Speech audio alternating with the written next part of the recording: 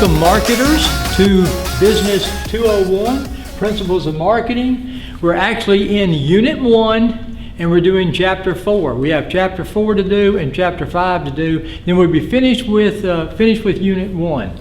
Also in Unit 1 you have a couple of mini assignments to do. And remember, your mini assignments are at the end of your study notes.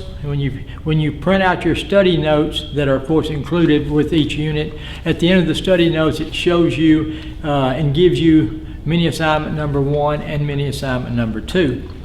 As you can tell, a little bit change of clothes here, so I've slept since we did Chapter 3. A couple of things I've been thinking about that I've been real pleased with, and I hope y'all are doing well so far with the class and are really beginning to get kind of a hang of how this works.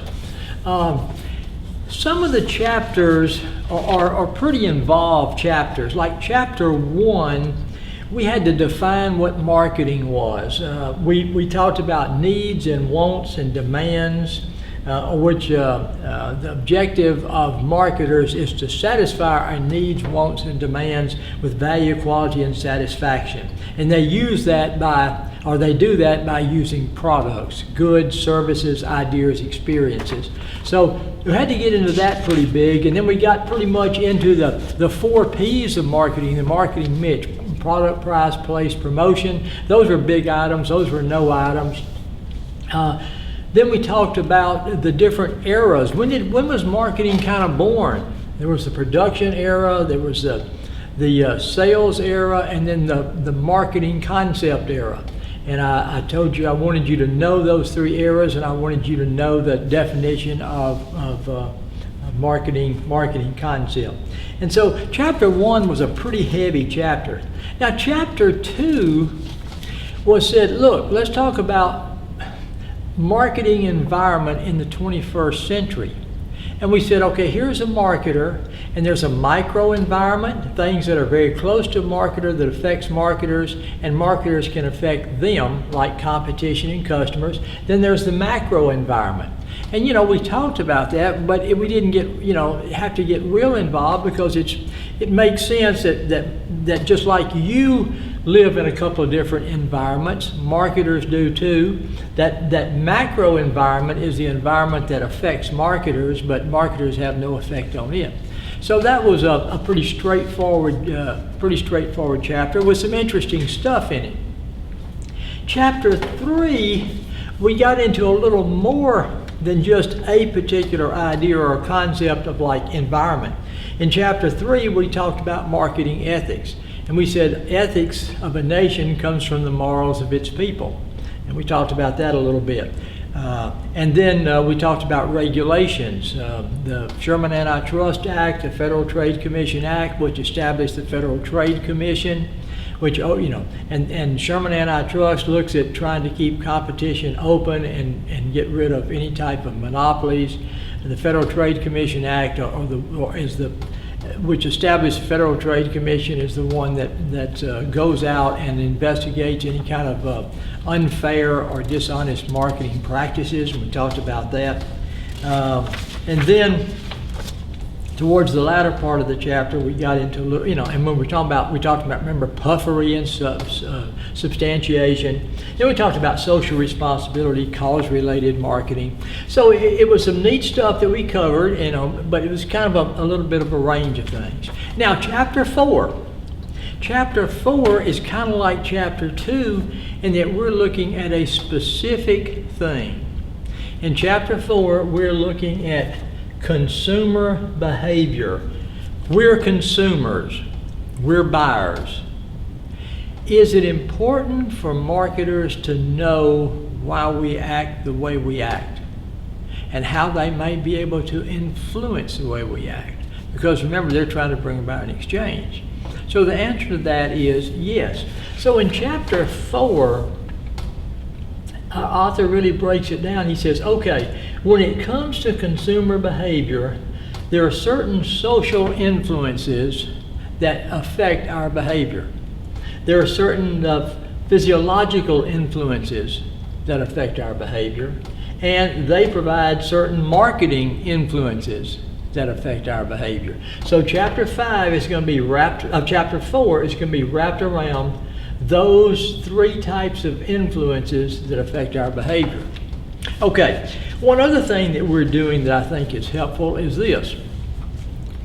If you use just the notes to take the test, which you can do, you're at a little bit of a disadvantage because I can't put on the notes everything that's in the chapter. This chapter is a good example of that. Your notes, which are pretty easily read and I think relatively well done, are fine, but they can't get into everything maybe in the depth that we need to get it into, although we're not going to go too deep. Okay. If you just watch the videos without having the study notes with you, the videos are helpful, but you're going to be writing a lot. Whenever I talk about knows and be familiar with, you're going to be forgetting certain things. So the way to do this, I think, and we mentioned it at the very first, print out those study notes, set those study notes down next to you when you're watching the video, and you're combining both of those things. And I think that's really by far the best way to go. Okay, so I want to get into chapter 4, which basically has to do with consumer behavior. Look at the first thing that I put on the handout. Marketing managers extensively scrutinize consumer behavior. They watch us. They study us. They want to know what makes us tick. Businesses strive to acquire timely information about their target markets. Remember we talked about businesses want to have a broad market. They want to try to expand their market. They're continually looking at the folks that are in their market and trying to understand those people. It says, learning why consumers behave in a particular manner and how their behavior changes over time is essential to the company's bottom line. You got to know your customer. You got to know your customer. Okay, I would be familiar with the fact that marketing managers extensively scrutinize consumer behavior. All right, let's look at this. The rest of this chapter has to do with what are some social influences that influence our behavior, what are some psychological, what are some marketing. All right, so let's start off with social influences. And I'm probably going to use our book some in here. I'll grab it to kind of help us as we go through. The first thing he says, culture and subculture. What is a country's culture? It's kind of the shared set of beliefs and values. I think our author says continuously changing totality of learned and shared meanings, rituals, norms, traditions among the members of an organization. So our culture is the meaning we put to things, the rituals that we have, the traditions that we have. That makes up our culture in our nation. Does our culture affect us? We've been known for decades in the southern part of the United States as the Bible Belt. Religion has been traditionally very strong in the southern United States. Does that have something to do with culture? The answer is yes, it does. Patriotism, I hope and think, is all over the United States. I think patriotism probably in the South is very, very strong. You have a lot of military bases in the South and that sort of thing. So one thing about culture is this, so businesses, obviously our culture affects us. Now here's something about culture, and I think I've mentioned this before, but let me do it again. Culture changes. Over time, I think I asked you, has our culture changed in the last 10 or 15 or 20 years? I think maybe I asked if ethics had, but the culture change over time. Now, culture doesn't change like that, but over time, culture can change as well. So just be familiar with what culture is, and be familiar with the fact that culture does change, and marketing managers and marketers have to understand what culture is. And everything's changing in this day, it seems, isn't it? So that culture changes as well. Okay. The second thing he talks about here is social class, role, and status. All right, let's talk about that for a little bit. There are different classes that we fall into. You might call it the upper class,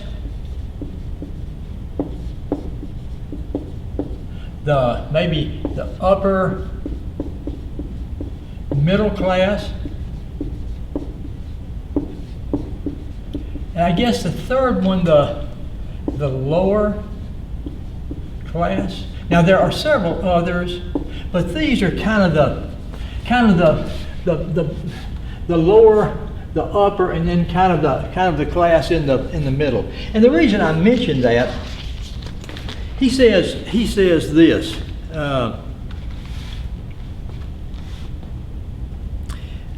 A brief explanation or examination of social classes in the United States reveals there are three main social classes: upper, middle, and lower classes.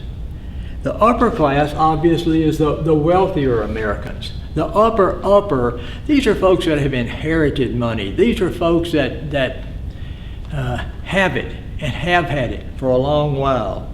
The upper class is composed of the wealthiest Americans. They spend heavily sometimes on luxury items and on expensive homes. The middle class is varied, with the upper middle class earning their money through successful careers founding on graduate degrees. They live graciously, entertaining friends. Then you have the lower class, consists of employed individuals either working in skilled or semi-skilled jobs, and have limited social interaction. They also may be unemployed and on welfare. They have a minimum skills. And so you may have, I guess I could call it I'll call it a lower class, but it's almost a lower class. Okay. So he just says we have different social classes. The lower class, this is the class we want to get people out of. These are people that are semi-skilled or unskilled, don't really have the education they need to be able to provide the lifestyle, the standard of living that they would love to have. And this is where education and support, the smaller the lower class gets, the better we like it. The upper class, again, those people that were born with wealth. Now, the upper middle class, that's where a lot of us are and will be. These are people that are, that have gone to school, they've acquired an education, they've acquired a skill. And what did it say about the upper middle class?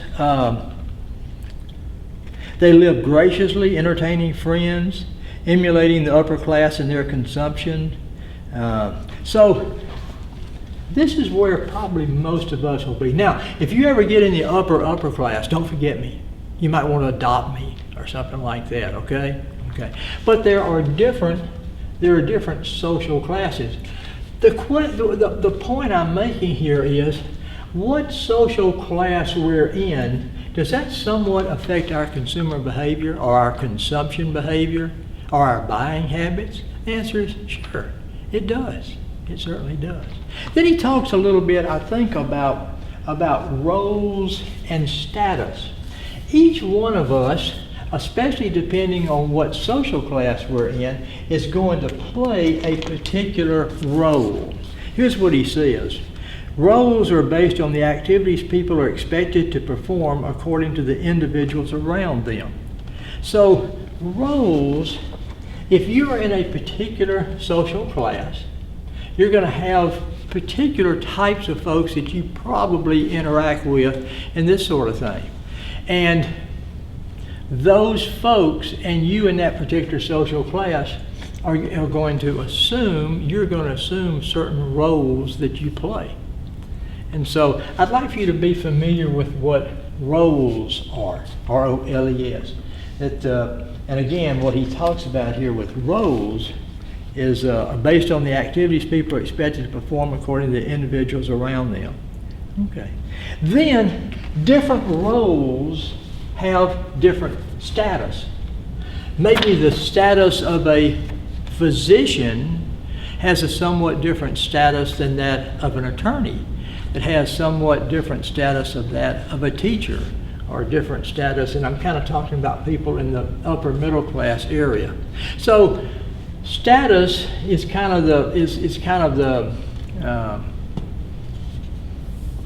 well, I can't find. Let's see if you can give me a word. The esteem that society bestows on a particular role. I don't know if I like the word esteem, but that's okay. But just how society recognizes a particular role. So I do want you to be familiar with what a role is, and I want you to be familiar with what status is. Status is just how people perceive a particular role. Again, I don't want to get too crazy, don't want to get too deep, but from a social influences, culture certainly affects our behavior. The social class we're in, the roles that we play, and the status of those roles affect our consumer behavior. Okay. Then he talks about the family and the household. That's another influence, social influence. The family is probably the greatest influence on us. Our immediate family probably affects our consumer behavior and a lot of other things more closely than just about anything else. I think we probably agree with that.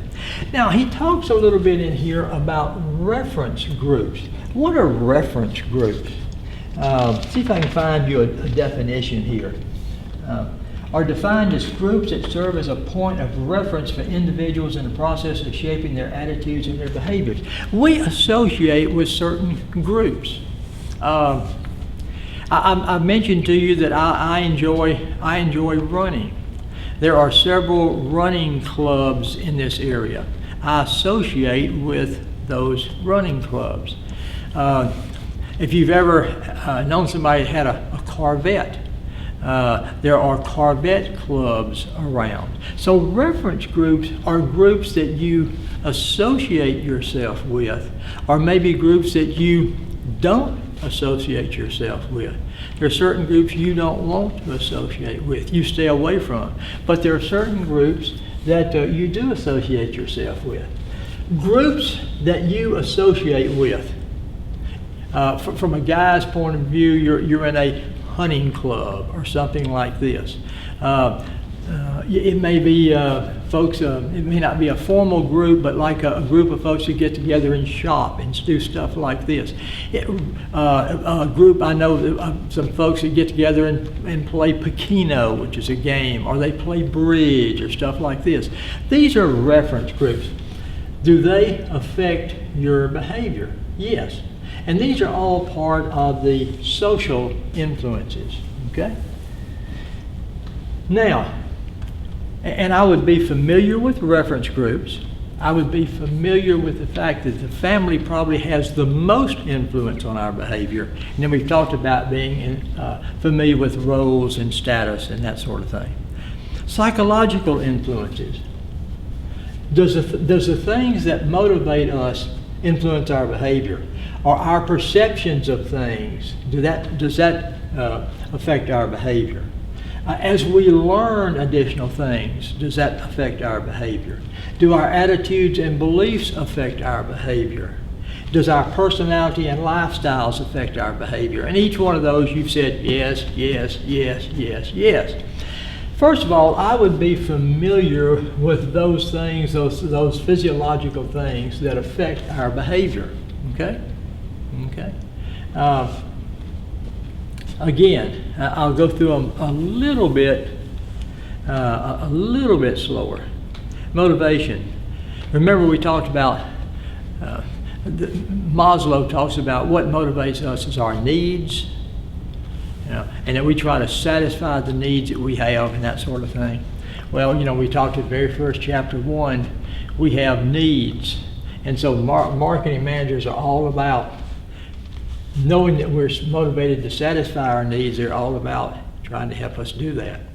So motivation certainly is something that affects our behavior. Our perception of things, how we view things. All of us don't have the same perception, but your perceptions affect your behavior. Okay, learning. Now, what does that mean? Learning affects your consumer behavior. I wrote down here, change in thought processes or behavior because of new experiences or information. Might your perceptions change? Might your attitudes change? Might your motivations change as you learn? As you have new experiences, as you gain new knowledge, might that change your consumer behavior? The answer to that is sure. So I'd be familiar with what learning is. I think the way our author said that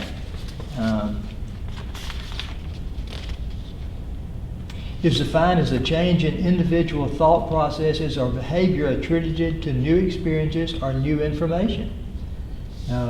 New information, new experiences can change our thought processes, can change our behavior.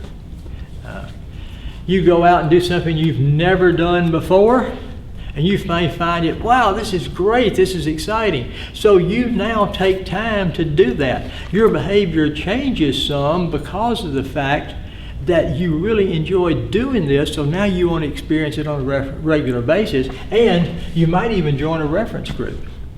Who knows? All right. Your personality. I don't need to say much about that. Your personality is certainly going to, if you're an introvert, you're an extrovert, that type of thing. But how about your lifestyle? I like the outdoors. As I mentioned before, I like to run. I like to race. I like to be outside. I enjoy traveling. I enjoy seeing things. I enjoy being out. People, they laugh and tell me, you don't have a yard, you have a park. Well, we've got a couple of acres where we live. We've got a pond on that. I really enjoy working in the yard. I know that's sad, isn't it? Working in the yard, doing things like that. So my lifestyle is kind of an outdoor type lifestyle for a lot of things that I do. And so your lifestyle can certainly affect your consumer behavior.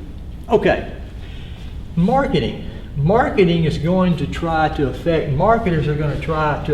your consumer behavior. What are they going to use? The 4 Ps. And I think I put those down there for you on your handout. If I didn't say so, I do want you to be familiar with what lifestyles are, just like I want you to be familiar with learning. Okay, there's one other big thing in this chapter. Ta-da! The consumer decision-making process. Okay, based on a lot of things, but certainly based upon social, psychological, and marketing influences that affect our behavior, how do we go through making decisions?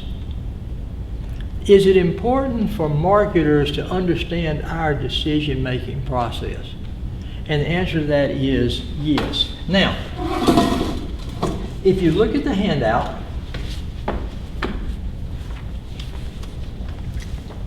he talks about, first of all, different types of decision-making process as it relates to consumers and how they determine decisions as it relates to buying. All right. On the right-hand side of this page for me, it depends a lot on the type of buying you do. Now, he uses some words here I normally wouldn't use, but they're not hard. Extensive problem solving. When he talks about extensive problem solving, what he's really talking about is you're buying more expensive things. When you're buying things, a vehicle, or you're buying a zero-turn mower, or you're buying some furniture for the home, or you're buying some particular expensive type jewelry, That's extensive problem solving. That's a high involvement purchase. You're going to be very involved in making that purchase. Now, kind of below that is limited problem solving. This is where, let me go back to my zero turn. My zero turn would be, if I were going to go out and buy a zero turn, that would be extensive problem solving. In other words, it's a pretty major purchase. All right, I also need a trim mower, a 20-inch trim mower that you push to get around areas that I can't get to otherwise. That would be limited problem solving. It's not a particularly expensive item. It's not an item that I'm going to be as involved in, although I'm going to have some involvement in making that purchase. Maybe that would be some jewelry that you would be buying to accessorize a particular outfit or something like this. It's not an expensive thing like an expensive ring or something like this, but it's something that you're buying primarily to accessorize a particular outfit. So you're going to be involved, but it's not extensive. And then there's routine problem solving. These are just purchases you make all the time. I'd like to ask you, what kind of soft drink do you drink? Or if you drink soft drinks. What if you do, are you a Mountain Dew person? Are you a Diet Coke, a Coke person, a Dr. Pepper, whatever? Probably when you get ready for a soft drink, you don't think about it a lot. You just buy it. Because this is what I buy. All right. So with that in mind, let's look at this problem solving. Let's look at this decision-making process. Let's start off with routine problem solving. Problem recognition. I'm thirsty, I want a soft drink. Do you do an information search? No. Do you do alternative evaluations? No.